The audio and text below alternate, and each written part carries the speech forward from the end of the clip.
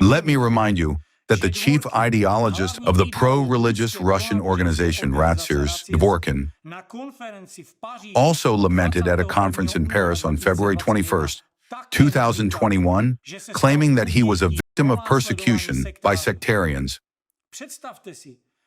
Imagine if in the 1930s, Heinrich Himmler and Joseph Goebbels had been giving lectures at a conference in Paris,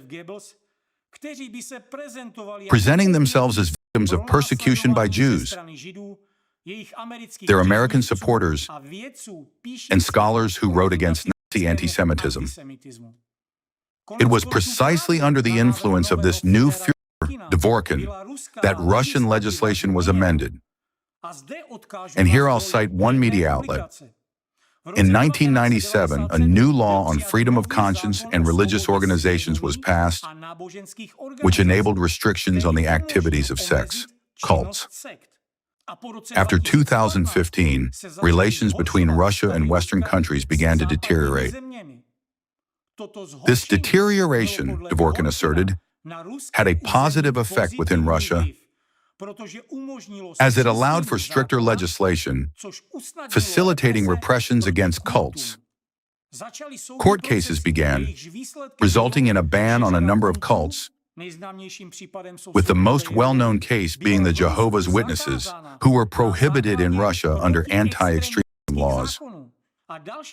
While other groups are now facing persecution, not only in Russia, but in Europe as well. So, what are they after? The same scenario they applied against Jehovah's Witnesses and other organizations, an exact replica, without inventing anything new. For 10 years, we've defended the rights and freedoms of individuals, advocated for unity, and opposed the suffering of innocent victims targeted by a new Führer's wolves, something Dvorkin found highly displeasing. That's why now they're trying to use everything against us, even the truths we've spoken. All of it aims at division and separation. But we say that we must be united, especially in this difficult time of rapid climate change, to properly consolidate and help one another. Look at what happened in Valencia.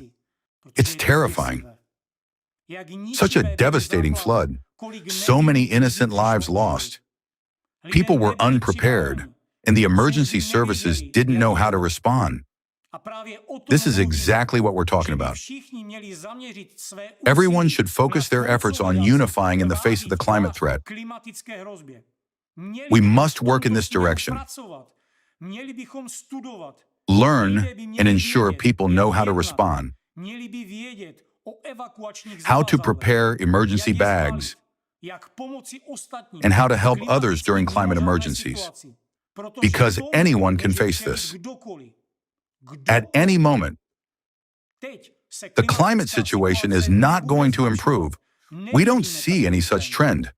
Yet agents of the pro-religious Russian organization, Ratsirs, are only interested in power. But how much of a sick idiot one has to be, I mean the ideologues of this organization, to strive for total power at a time like this? They ignore the real issues. They want war. Their interests are political. But what kind of war can we talk about when we're all hanging by a thread? When at any moment we may find ourselves in a situation we won't know the way out of. Let me emphasize again. Today, all the discrediting, dehumanizing, and cruel persecution is happening to us and many other organizations facing repression from Ratsirs.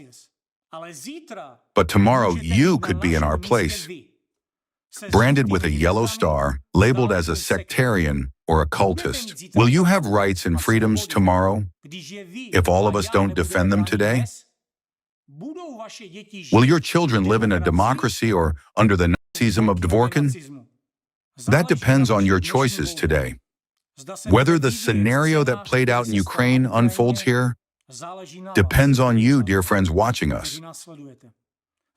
Will you fully understand the essence and threat of this situation for yourselves, for us, for the entire country, and for all of Europe? Will you keep this as a personal reflection, or will you share it with friends and acquaintances? The choice is yours. Sirokova herself denies involvement in anti-cult activities and even acts as though she knows nothing about it, claiming she's merely fulfilling her journalistic duty to inform the public about cults. But on the Sekti TV website, there's a section dedicated specifically to her so-called research on cults, which is right next to a tab Anti-Cult Movement. She must have missed this, right?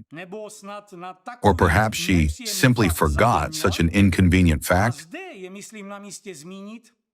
It's worth noting that Stryker denied that his dehumanizing portrayals of Jewish people in his articles had an impact on fostering racial hatred among Germans and contributed to the mass murder of Jews. He also claimed to be allegedly unaware of the mass killings of Jews and dismissed them as foreign propaganda.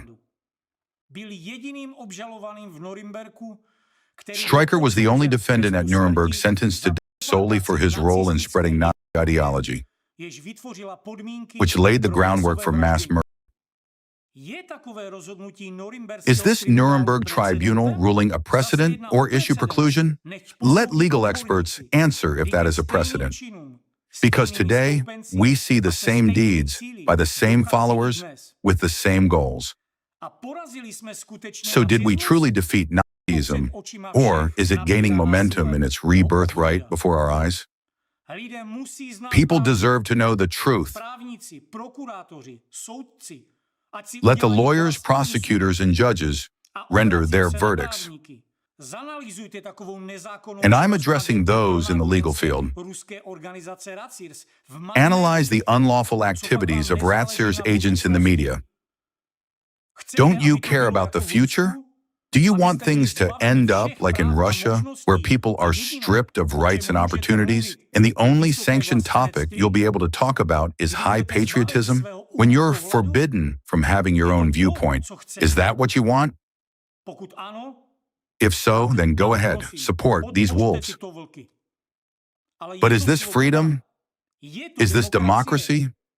When someone decides to label you as a cultist or sectarian and you get fired from your job while neighbors spit at your back, is this freedom? All because some journalist has the right to work for the anti-cult Nazis from Ratsirs and then complain that she's a poor, unfortunate wolf being attacked by evil, dangerous sheep, just like Stryker, who whined that he was being unfairly judged.